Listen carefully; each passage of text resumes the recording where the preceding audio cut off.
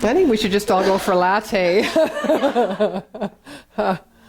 You know, every time Amy comes here, she usually comes after this prophetic, insightful opening, ripping open of her heart and her mind. And I know that I anticipate that I have 3 minutes to get where she is. so that I can just carry that. I don't want, I want to carry it and expand it out. And words aren't there. Words are not there. One of the thoughts that came to me was the longing. I don't know, you probably identified within yourself the longing to come home, the longing to feel safe, the longing to belong. And when you went into the top note and you just pounded it out, you belong, you belong, you belong, you belong, you belong, you belong.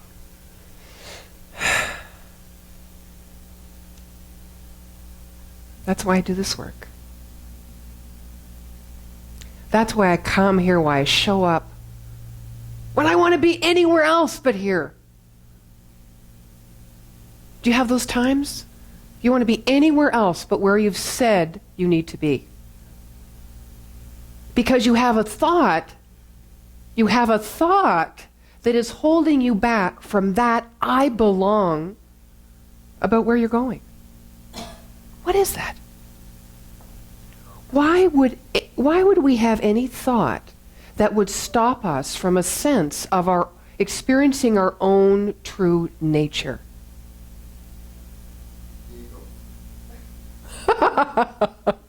Just keep talking to me.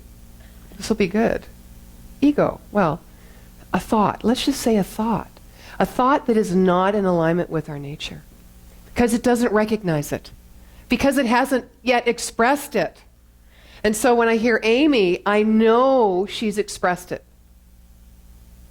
And you identify with that. You have that same feeling because you are an expression of the same thing.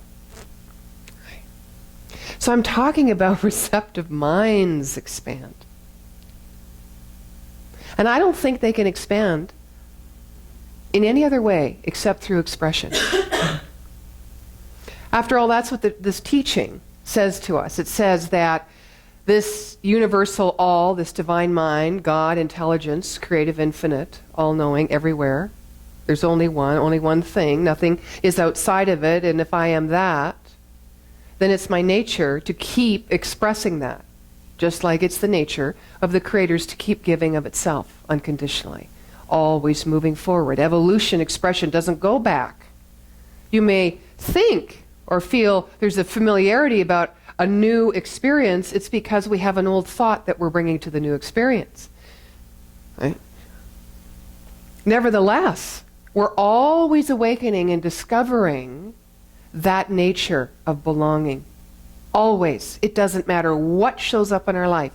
That same possibility for expression and experience of that sense of belonging is there, should we decide to open to it and be receptive to it.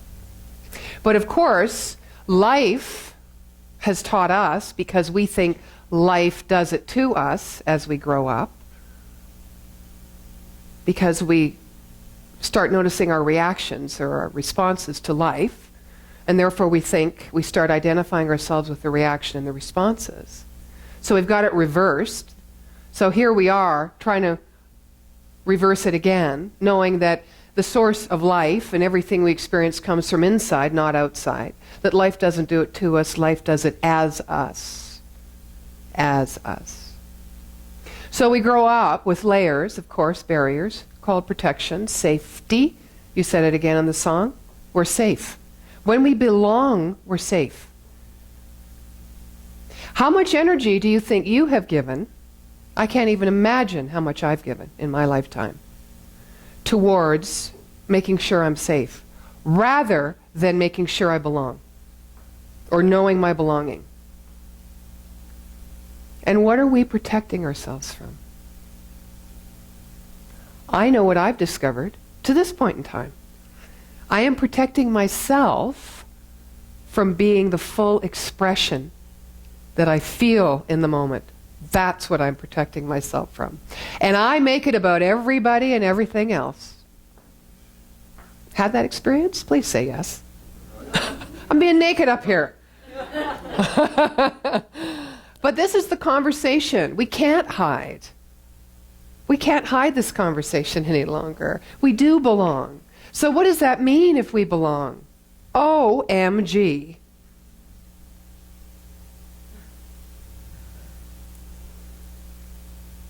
It takes away fear. It takes away walls. I want to talk, though, about being open and being receptive. They do cross over, but I don't think they're quite the same thing. For me, being open is about, it's more of a mental process. And it's more about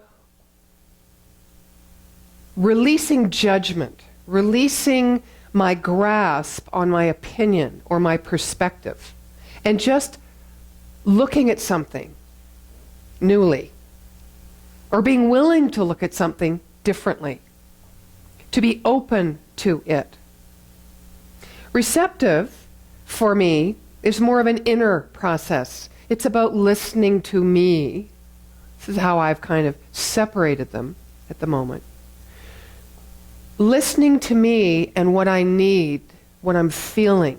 So I put open with my intellectual process, and I put receptive with my feeling and emotional process. It's very interesting because in this teaching we say that love points the way through law.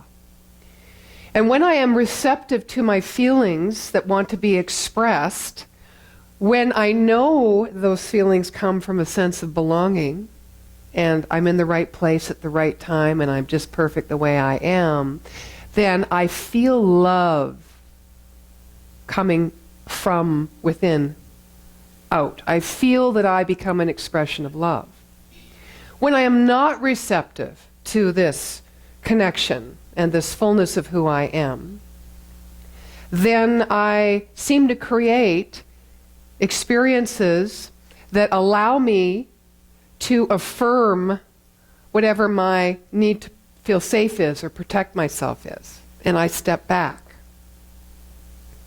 So you see, in that explanation, it's not about what shows up, it's about how I'm being receptive in the moment to myself and how I'm loving myself open that makes the difference. David Spangler, who was one of the creators of Findhorn in Scotland, wrote a wonderful book called Laws of Manifestation. And in that book, he talks about there's 4 steps in the process to manifest in our lives. The first step is right identification, recognition of who we truly are. The second step is right imagination. So right imagination means generating and releasing the energy that's needed in a specific way to manifest, to produce a result, to move energy into form. And then right attunement, he talks about, is taking ourselves and who we are in any given situation and the environment around us and aligning with it. Becoming a harmonious one rather than separate from it or different than.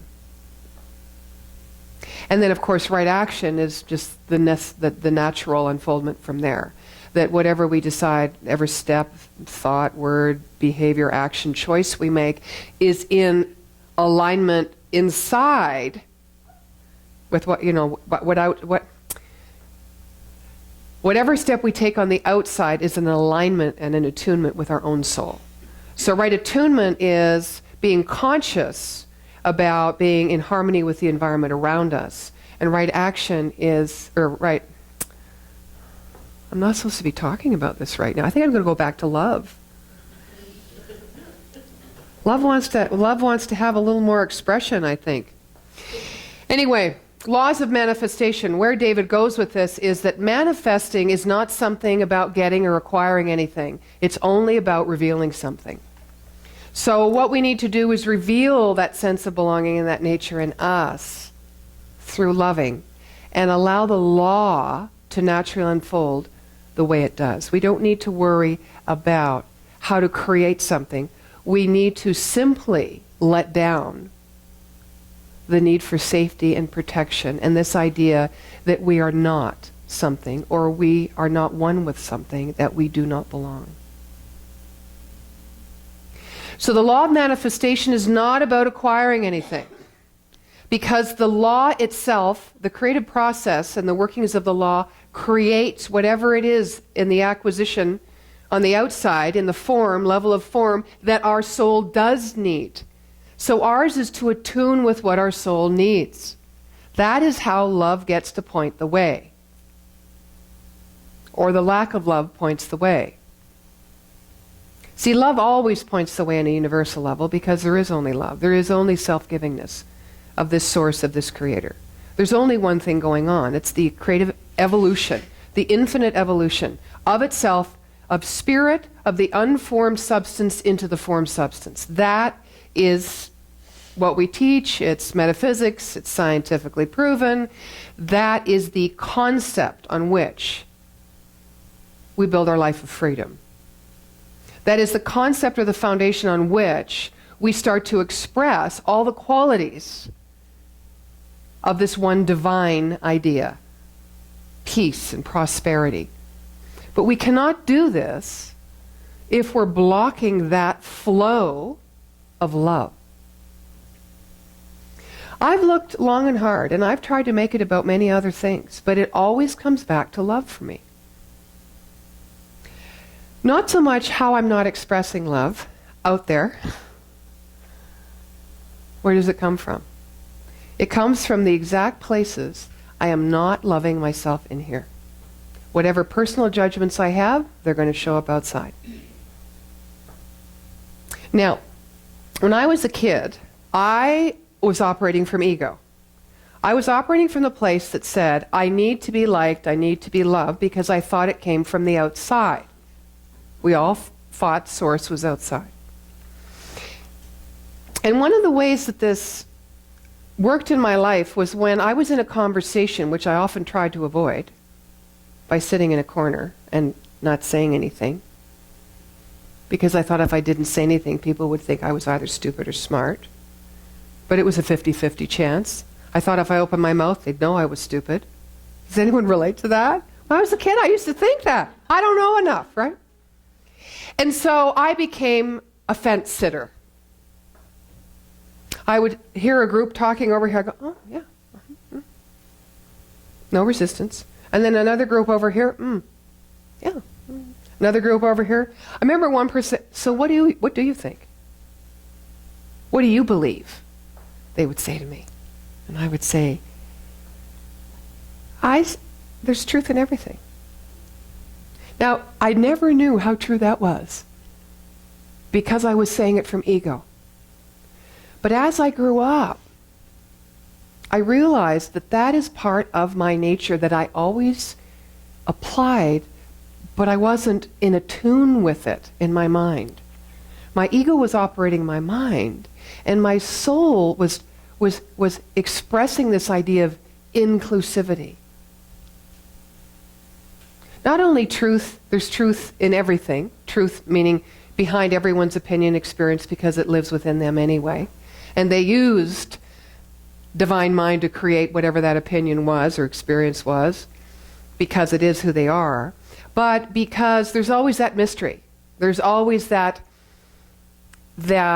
changeless cause, that spiritual truth that's operating all the time in the expression on the physical level, on the level of creation. But I didn't know any of that then. I didn't know how to think about that or speak about that.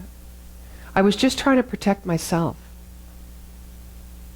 And now, when people say, well, what do you think? I have certainly grown to have a lot more comfort and confidence with what is true for me. But I still find truth. I never take a side. And if I do take a side, It doesn't feel right to me. Because I'd rather express principle, which is that greatest good, that greatest potential. That which exists in the unformed, that is pure. I'd rather hold those things in my mind and open up and be inclusive and see the truth everywhere. That's what feels not just right for me, but it feels good to me. I feel like I belong in myself. Now I'm going to share with you something that's been going, a thread that's been going in the ministerial listserv lately. And of all the things, the crazy thing, it's about should we wear robes or should we not wear robes?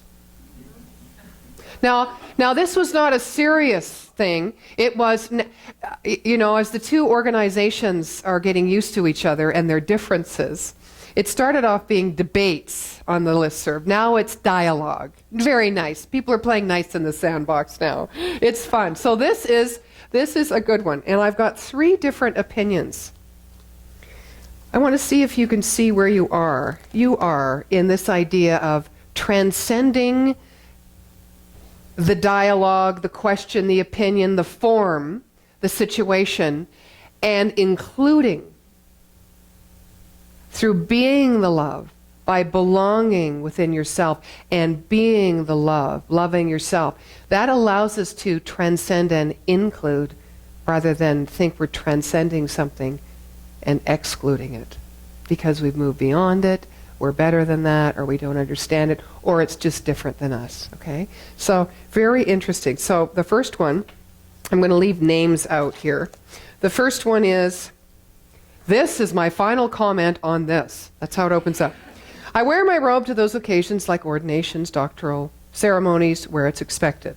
That is only the reason I wear it, to honor the expectations of those hosting the event.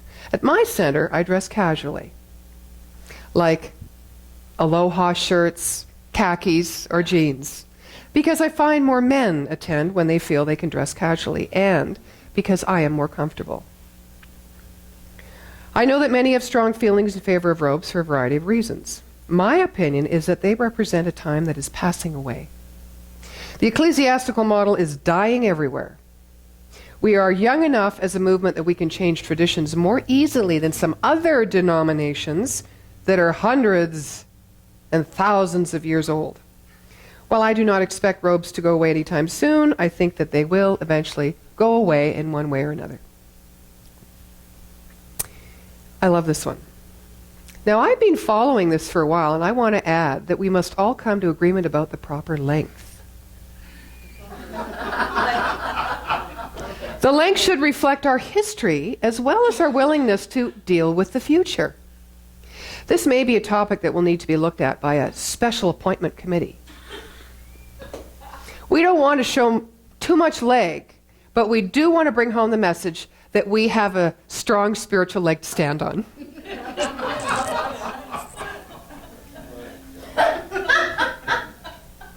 Okay.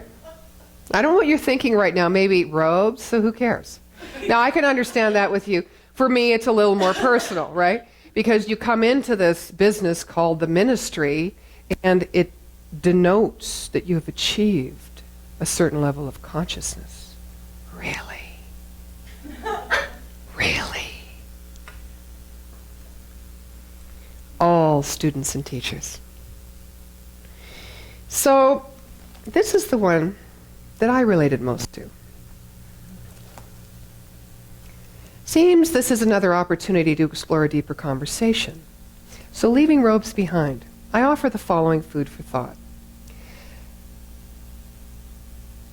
The more I work with spiritual dynamics, this man writes, and conscious evolution, the more I understand what it means to transcend and include.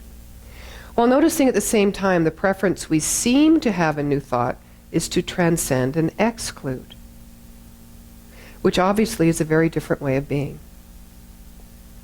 I've posted this before. We seem to love the transcendent side of our teaching. We know that it's all consciousness, energy. The world of form is secondary to the invisible realm of thought. Particularly, I don't like that comment because I feel it's one and the same. I think that the form is a beautiful reflection a perfect corresponding reflection to the invisible power of mind. And you cannot have one without the other. You cannot know one without the other. The challenge is, he says, I've seen too many examples where this consciousness then leads us to exclude part, showing up like, therefore we don't need traditions, communion, robes, or other old-time religious trappings. Get rid of them.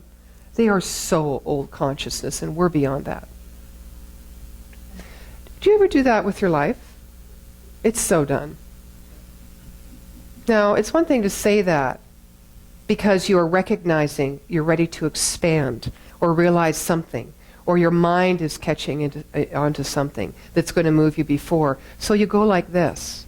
But we also go like this. Do you realize that's an old habit?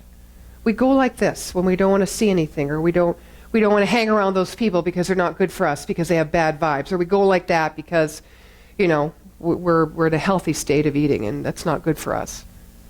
We have these thoughts. We go with pockets in our mind where we're open to something and say yes, and we're closed to something. What if we looked at those things we were closed at and said yes, yes, yes, and still chose? I don't think so. Not now. But yes. So he continues to say, transcendent consciousness, which is what our teaching points to, not about excluding anything, but rather including and reforming or representing or reframing everything. So nothing gets left behind. The moment we start leaving parts of ourself we don't like behind, or things that we did in our life behind, or parts of our stories that, thank goodness, we've matured so we don't have to go through that again, behind, what have we done? We've excluded that eternal life as it's evolving through us, as us uniquely. We've shut our mind down. If we have a receptive mind, it doesn't shut down. It keeps open, which means we have to look at transforming or transcending the condition by including it, not excluding it. So he says, transcendent consciousness, which is what our teaching points to, not about excluding anything, but rather including and reforming or representing everything in the light of new consciousness. So now I'm going to look at what went before with the way I think now and the way I feel about myself now. Not look at that thing again and be afraid because I'm going to feel the way I felt before. How many times do we do that? How many times do we close down something that happened, we bury it, we don't want to see it? I have somebody in one of my classes that just went through this. We moved them through the fear to faith process. And that person got that she was holding her own mind hostage to a new experience of what she thought was a similar fashion because she didn't want to have the old feeling she had before. But she's got a new consciousness now. And she can look at the old in the light of new consciousness. He says, and it is this activity that causes folks to have a new thought.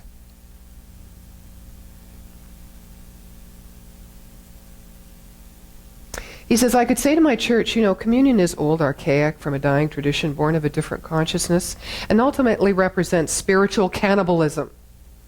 We don't need it, because our consciousness has evolved beyond it, all of which is true enough. However, once a year, I represent communion to the community in a new light of consciousness. And what comes out of it is very moving and healing. And it leads people back to accepting their own internal divinity. It leads people back home.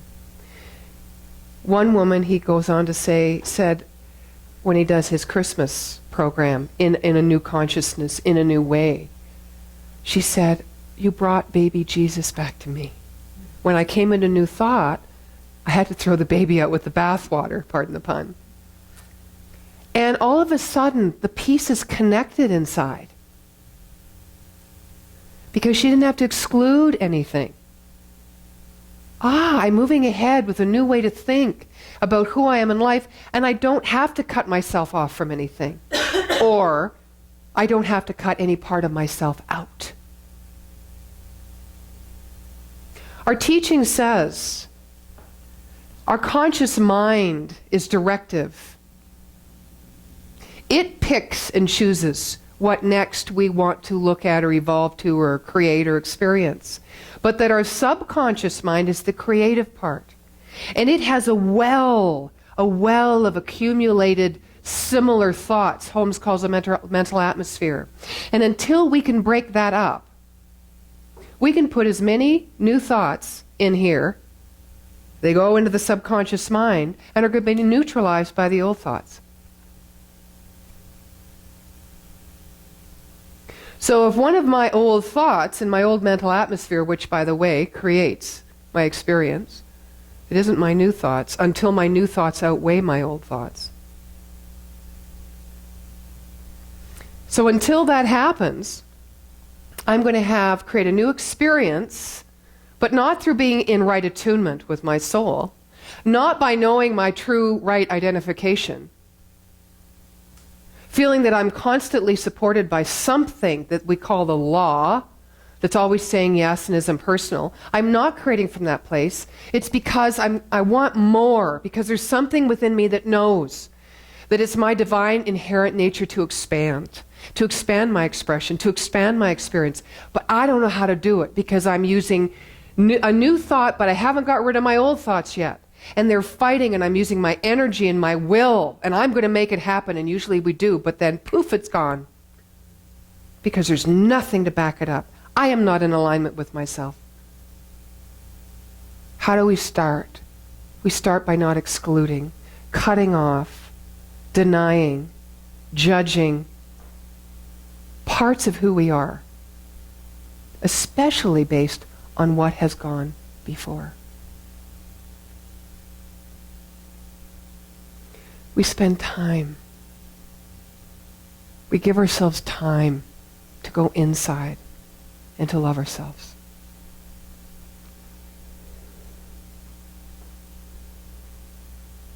His last line, there's lots more. His last line is, my prayer for our movement, this new thought movement, is that we not become so quick to transcend that we forget to include.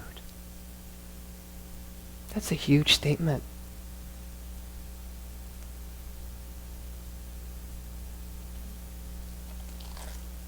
So we need to soften. Every time we hit a wall or find a place of resistance where we're thinking and pushing against, our thoughts are pushing against something, and we don't feel good inside, we need to just stop and look and listen. Stop and look and listen.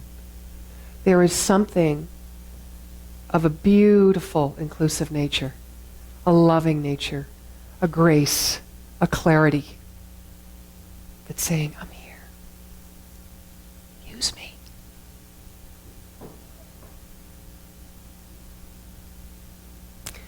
So, go to a concert, even if you hate concerts. Read a book that you're not interested in at all. Start slow. Open your mind so that the transformative and healing power of love can rise within you and express itself.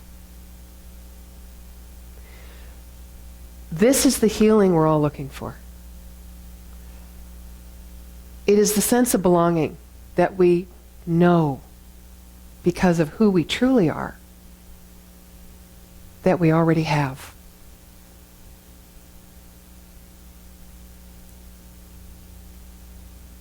It's not a matter of being safe and protecting ourselves. It's a matter of expressing the love that we are.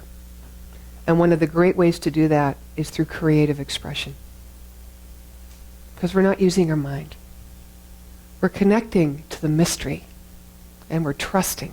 It's a practice of trust.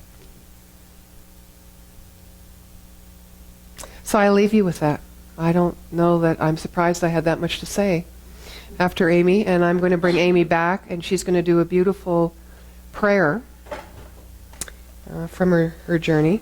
And we're going to go into some meditation time as well. So, thank you.